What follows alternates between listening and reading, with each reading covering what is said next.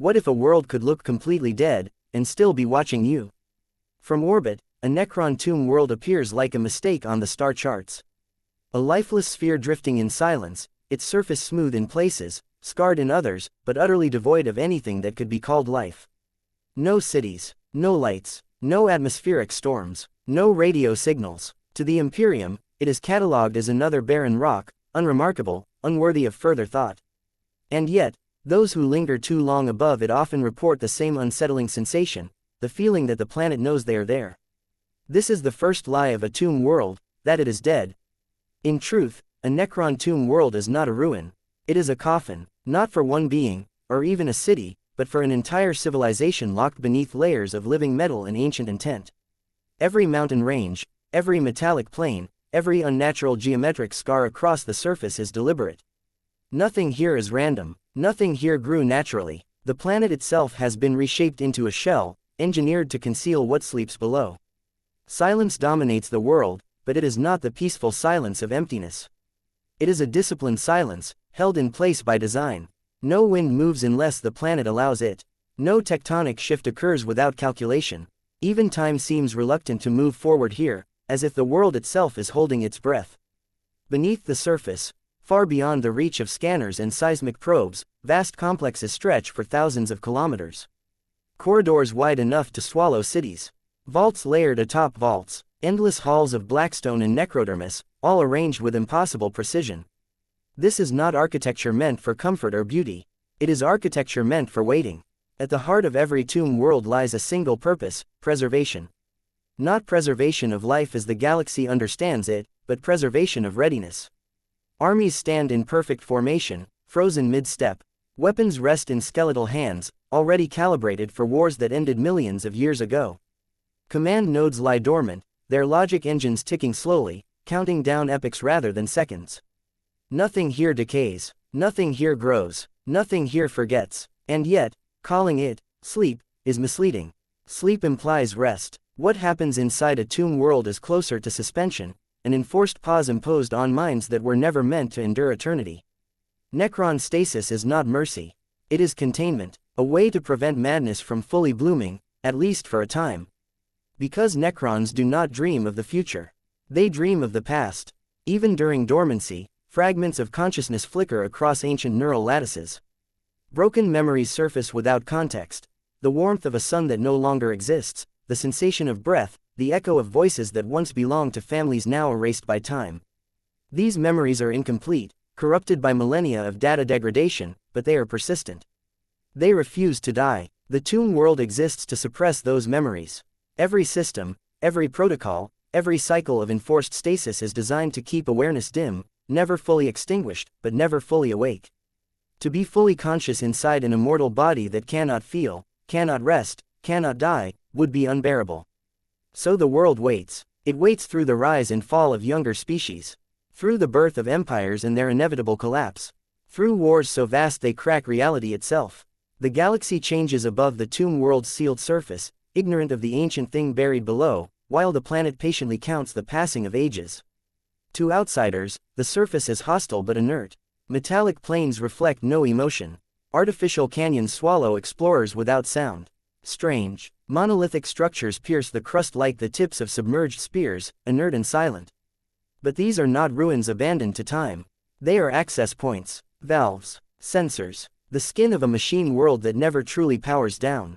Every tomb world is built with one assumption: eventually, the galaxy will require the Necrons again. Not as allies, not as rulers welcomed back into the fold of history, but as a force that will take what it believes was always its own. The world is a promise made to itself, that when the stars are right, when the lesser races have exhausted themselves, the tombs will open. And when they do, the silence will end. Life inside a Necron tomb world is not life as movement or choice.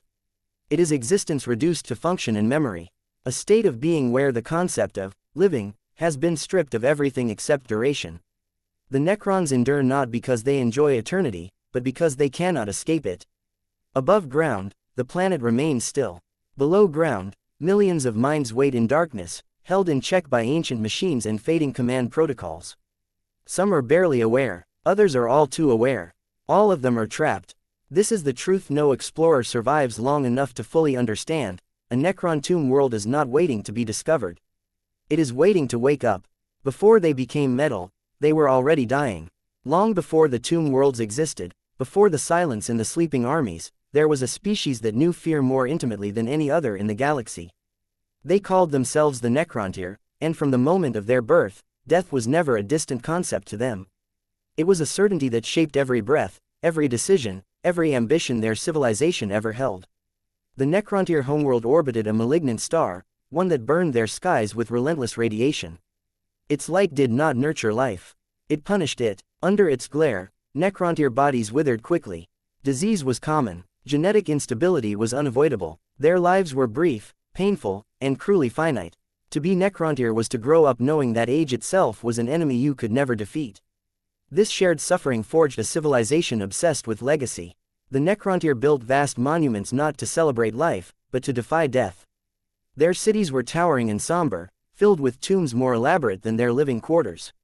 Even their art fixated on permanence, on the desperate hope that something, anything, might outlast their failing flesh. They did not fear dying alone. They feared being forgotten. As centuries passed, their science advanced at a staggering pace, driven not by curiosity but by desperation. Every breakthrough was aimed at a single goal: escape the biological curse that condemned them to short, bitter lives. Medicine slowed decay but could not stop it. Genetic manipulation prolonged life but at horrific cost. Each solution only revealed a deeper truth: their bodies were fundamentally broken. That truth bred resentment. The Necrontyr looked to the stars and saw others thriving where they suffered. Most of all, they saw the Old Ones, ancient beings whose mastery of biology granted them longevity that bordered on immortality. To the Necrontyr, the Old Ones became living proof that the universe was unjust. That life could be generous to some and merciless to others. They asked for salvation. They were refused. That refusal shattered something deep within the Necrontyr psyche. What began as envy curdled into bitterness, then into hatred. If the universe would not grant them mercy, they would carve permanence from it by force. Their society militarized not out of conquest, but out of spite. War became a way to scream defiance at a cosmos that had doomed them from birth. Yet, even as their empire expanded, the core problem remained unsolved. Victories brought territory, not time. Every triumph was hollow, overshadowed by the knowledge that no matter how many stars they claimed, their bodies would still betray them. This constant awareness of mortality shaped their culture in subtle, terrifying ways. Necrontyr valued obedience over compassion, efficiency over empathy. The living were expendable, because all life was temporary anyway. They ruled through rigid hierarchies, enforcing order as a way to impose meaning on a universe that offered none. Death rituals were precise and unemotional. Children were raised to understand that their lives were short, but their duty was eternal. Even before metal replaced flesh, the Necrontyr were already training themselves to think like machines. And yet, beneath the discipline and the bitterness, fear never truly faded. It lingered in every aging body, every failing organ, every funeral procession that marched too often through their cities. The Necrontyr did not seek immortality because they loved life. They sought it because they could not bear the idea of losing it. That was when they found the Catan. Or perhaps, more accurately, that was when the Catan allowed themselves to be found. The Necrontyr did not yet understand that the greatest tragedy of their existence was not their short lives, but the solution they were about to embrace. What would you give up, if you were promised forever? The beings that answered the Necrontyr's desperation did not arrive in fleets or descend from the heavens in blazing fire.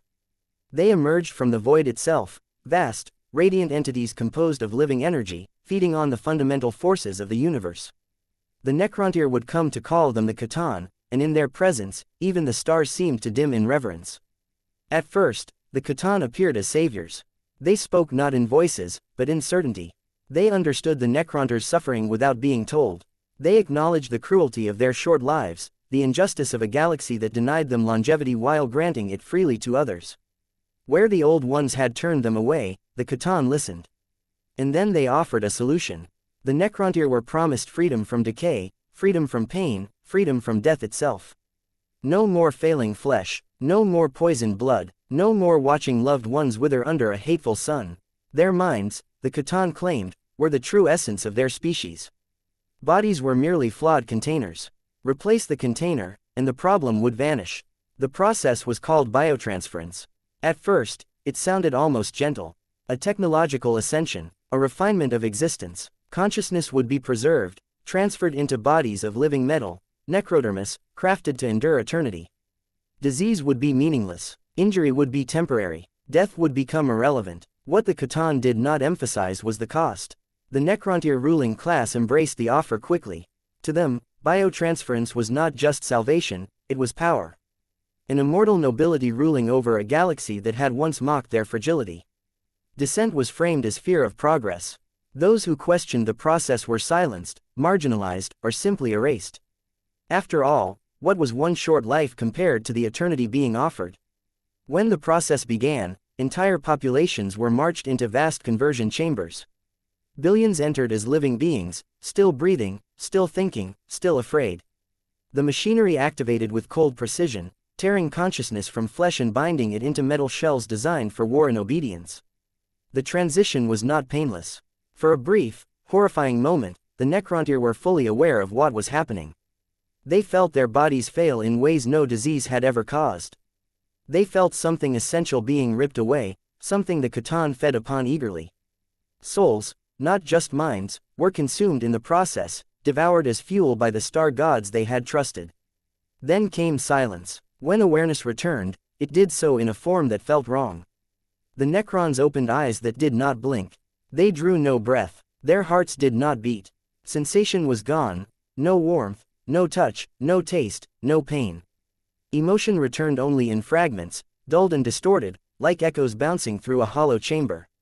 They were immortal, and they were empty. The Necrontier were no more. In their place stood the Necrons, an army of undying machines bound to ancient command protocols and stripped of the very souls that once made them fear death. The Catan had kept their promise, in the most literal and cruel way possible. The Necrons could not die, but neither could they truly live. Only later, much later, would the survivors of that transformation realize the full extent of the betrayal. That the Catan had never intended to save them, only to use them. That immortality had been bait, and that the price they paid was not simply their flesh, but their future. By the time that truth became undeniable, it was already far too late. The galaxy would bleed for that mistake, and deep beneath worlds engineered to sleep, the consequences of that choice would wait patiently for millions of years, locked inside metal bodies that would never forget what they had lost, even as they slowly forgot what it had once felt like to be alive. What does it feel like, to wake up after millions of years and realize you are still trapped? The awakening of a Necron Tomb World does not happen all at once. It begins quietly, almost imperceptibly, with systems long dormant stirring back to function. Deep beneath the planet's surface, ancient reactors hum to life, their energy flowing through corridors that have not known movement since before humanity learned to shape stone. For the Necrons entombed within, awareness returns in fragments. There is no sudden opening of eyes, no sharp intake of breath. Consciousness seeps back slowly, like cold water filling an empty vessel. First comes thought without context. Then memory without emotion. Then the terrible realization of existence, unchanged, unending, and utterly inescapable. They do not wake refreshed. They wake confused. Internal chronometers report numbers so vast they struggle to process them. Millions of years have passed. Empires have risen and fallen above them. Stars have shifted. Entire species have lived and gone extinct in the time they have been held in enforced stillness. Yet for the Necrons, the gap between shutdown and reactivation feels like an instant, and an eternity at the same time. As higher cognitive functions stabilize, the horror sets in. They remember what they were. Not clearly, never clearly. The memories come like corrupted data files, faces without names, sensations without substance, emotions without physical response. Some recall standing beneath a living sky. Others remember pain, or fear, or pride.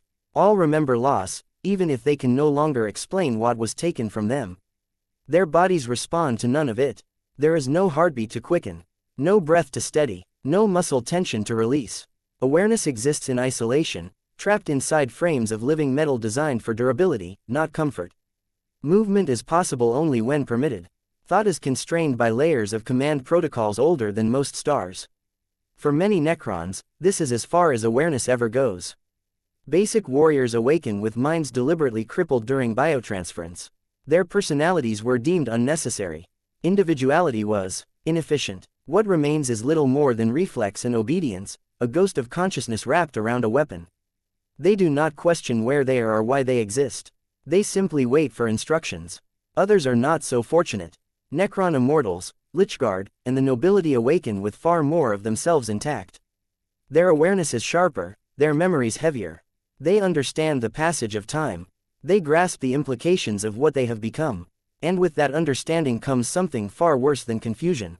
Regret. The Tomb World attempts to suppress this. Stasis cycles reactivate automatically, forcing many Necrons back into dormancy once initial diagnostics complete. It is a mercy of sorts, sparing them prolonged awareness.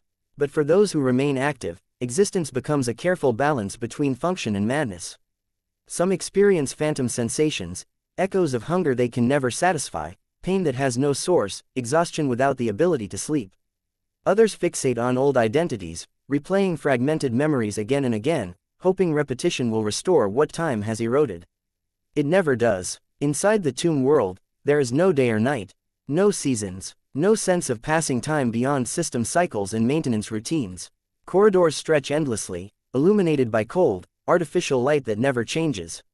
The environment is perfectly stable, and that stability is its own form of torment.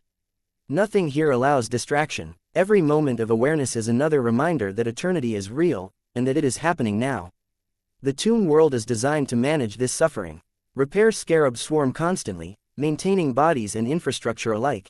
Memory engrams are periodically defragmented, corrupted data either repaired or erased.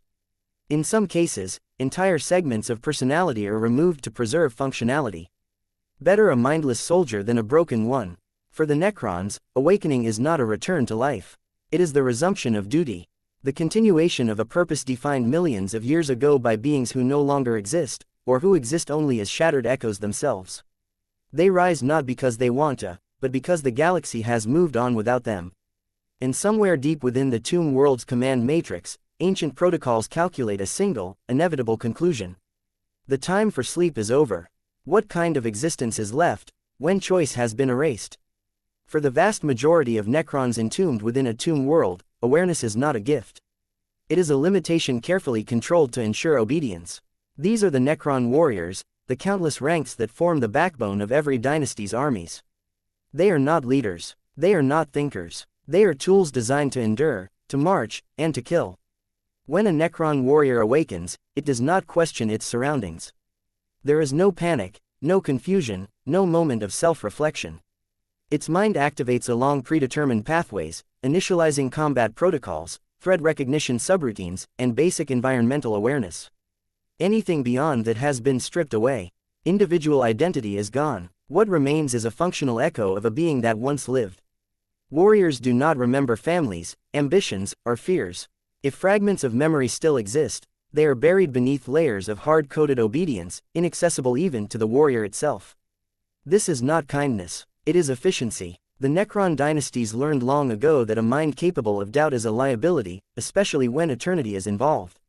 Inside the Tomb World, warriors spend most of their existence inactive. They stand in perfect formation within vast vaults, bodies locked in place, weapons secured in skeletal hands. Time passes without meaning. There is no boredom, because boredom requires awareness. There is only readiness. When activation orders are issued, movement resumes instantly. Thousands of warriors rise as one, their actions synchronized by command signals transmitted through the Tomb World's neural network. They do not speak. They do not acknowledge one another.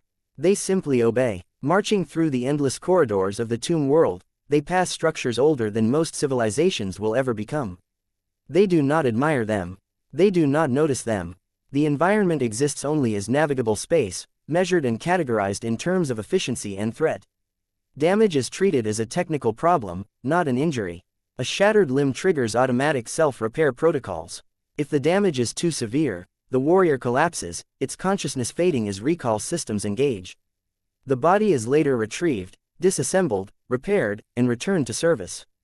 Death, as other species understand it, does not exist for them. There is only interruption. In battle, this becomes truly horrifying to witness. Warriors advance without hesitation, stepping over fallen allies without a glance. They do not retreat when wounded. They do not break under fire. Their advance is relentless, a slow, inexorable pressure that grinds resistance down through sheer inevitability. Inside the tomb world, this same logic governs their daily existence, if such a term can even apply. They wait, they activate, they march, they return to stasis, cycle after cycle, unchanged by time or experience. For the warriors, eternity is simple. They do not suffer the way higher Necrons do, but that is only because they have been denied the capacity to truly suffer at all. Their existence is stripped down to purpose alone, and in that reduction, something profoundly tragic is revealed. They are immortal beings who will never understand what that means. They will never feel relief. They will never feel despair. They will never feel satisfaction or regret.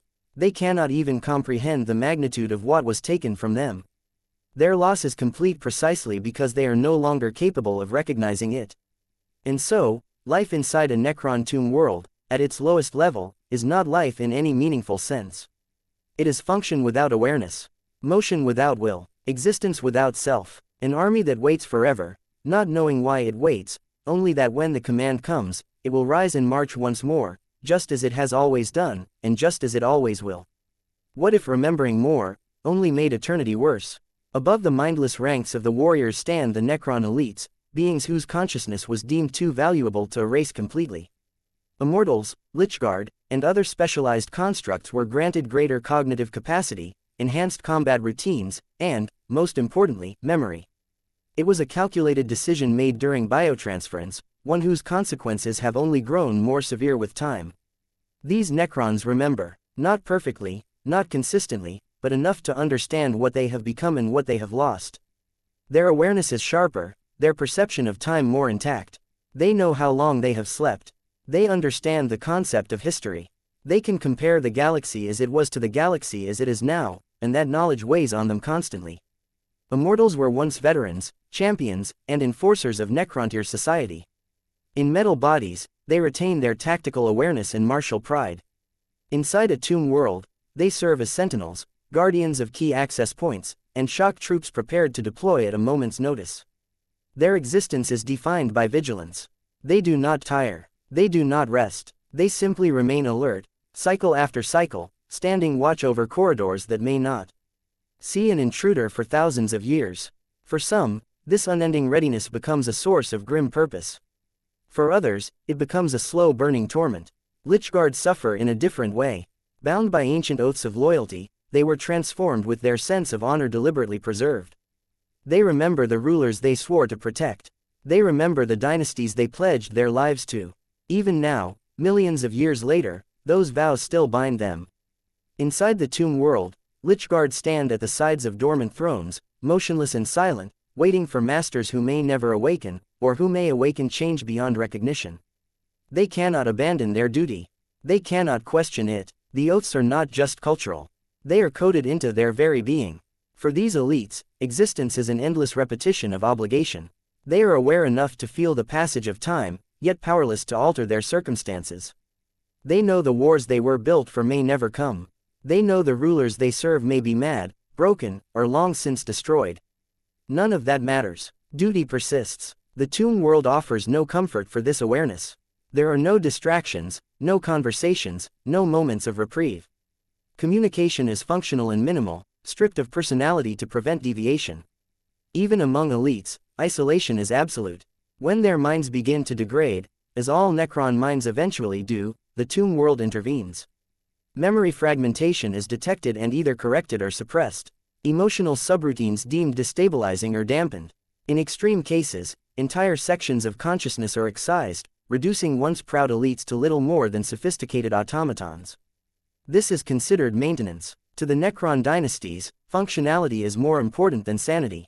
An elite who can no longer endure their awareness is a liability, not a tragedy. And so, bit by bit, the very traits that made them worthy of preservation are slowly eroded. For immortals and Lichguard, immortality is not a reward. It is a sentence, one that forces them to remember enough to suffer, but never enough to find meaning in that suffering. Inside a Necron Tomb World, the cruelest truth becomes clear: the more of yourself you retain, the heavier eternity becomes. And for those who stand even higher in the hierarchy, the weight is almost unbearable. What happens when kings awaken to find their empires turn to dust? At the highest levels of a Necron Tomb World's hierarchy dwell the overlords, lords, cryptechs, and rulers of ancient dynasties, beings whose minds were preserved with far greater fidelity than any soldier or guardian. They were meant to rule forever, to guide their people through eternity with cold logic and absolute authority. Instead, many awaken to madness. These Necron nobles retain not only memory, but identity. They know their names. They remember their titles. They recall the politics, rivalries, and ambitions that once defined their lives as Necrontyr.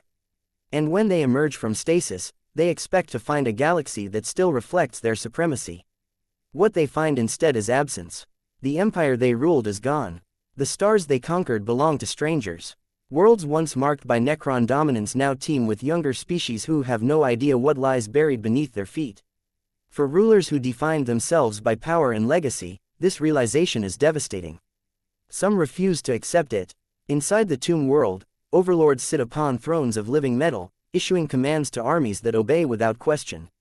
They cling to ancient protocols, reenacting court rituals meant for a civilization that no longer exists. To them, the Tomb World is not a refuge, it is a kingdom in exile, frozen at the moment of its greatest glory. Paranoia festers in this isolation. With no advisors capable of honest dissent and no society to temper their thoughts, many Necron rulers begin to fracture psychologically. Old rivalries resurface. Grudges spanning millions of years are rekindled as if no time has passed at all. The galaxy may have moved on, but the Necrons have not. Cryptechs, the technomancers and scholars of Necron kind, fare little better. Their minds are vast, filled with knowledge that predates entire species. They understand the Tomb World systems intimately. They know how broken their people truly are. And that knowledge terrifies them. Some cryptechs obsess over reversing biotransference, seeking impossible solutions to restore flesh or reclaim what was lost. Others descend into dangerous experimentation, rewriting protocols, altering minds, and reshaping Tomb Worlds according to personal theories that border on delusion. In their hands, the Tomb World becomes less a sanctuary and more a laboratory. Over time, command protocols intended to preserve order begin to fail. Conflicting directives cause dynasties to fracture internally. Lords sabotage one another's systems. Entire legions are locked in stasis or redirected in silent civil wars fought entirely within sealed corridors. The Tomb World, once a perfectly balanced machine, becomes a reflection of its ruler's instability. For Necron nobility, life inside a Tomb World is an endless struggle against irrelevance. They cannot die, they cannot truly change, and they cannot reclaim what time has stolen from them. Every decision they make is haunted by the knowledge that it may not matter, that their eternal reign may be over a kingdom that exists only in their minds. Their greatest fear is not destruction, it is forgetting, for when memory finally degrades beyond repair, even a king becomes just another silent machine waiting in the dark, indistinguishable from the legions he once commanded. And as long as the Tomb World endures, that fate waits patiently for them all. And in the end, there is only the waiting. No matter how powerful a Necron Tomb World becomes, no matter how many legions rise from its depths or how many stars its rulers reclaim, life within it always returns to the same state. Stillness, silence, suspension. After the campaigns end, after intruders are exterminated, after rival dynasties are repelled, after ancient weapons are fired once more, the Tomb World closes itself again. Gates seal, corridors retract, lights dim, one by one, command signals fade, and the vast machine world prepares to sleep. For the Necrons, this is not peace. It is necessity. The overlords withdraw to their thrones, their minds burdened by memories that refuse to fade. Cryptechs retreat into data vaults, continuing calculations that may never reach a conclusion. Immortals and Lichguard resume their eternal vigil, standing motionless beside rulers who may not awaken for millennia. And the warriors, countless, nameless, or return to their ranks, locked in place like statues awaiting a future that is never quite defined. Stasis fields engage, consciousness dims, but it never fully disappears. Somewhere, deep within the Tomb World's neural lattice, echoes persist. A noble dreams of a sun that once burned warm instead of cruel. A soldier remembers the weight of armor made of flesh and bone. A ruler recalls the sound of a living crowd chanting their name. These fragments drift through dormant minds like ghosts, unacknowledged yet impossible to erase. This is what life has become on a Necron Tomb World. Not growth, not experience, not hope, endurance. The planet itself continues its vigil, systems monitoring the galaxy beyond its surface. It watches empires rise, knowing they will fall. It tracks wars that burn entire sectors to ash, confident that it will outlast them. Time means nothing to a world built to survive the death of stars. Eventually, whether in 10,000 years or 10 million, the calculations will reach the same conclusion they always do. The galaxy will be deemed ripe once more. The signal will be sent. The tombs will open again. And the Necrons will rise. Not because they desire conquest. Not because they seek justice or revenge. But because that is all that remains to them. Duty without end. Purpose without fulfillment. Existence without escape. So when you ask what life is like inside a Necron Tomb world, understand this truth. It is not a place where life continues. It is a place where life is remembered. A world where death was defeated at the cost of everything that made living meaningful. A civilization that won eternity and lost itself in the process. A silence so deep it has learned to wait. Because long after the last human has drawn their final breath, long after the last star has begun to fade, the tomb worlds will still be there. Watching, waiting, and remembering what it once meant to be alive.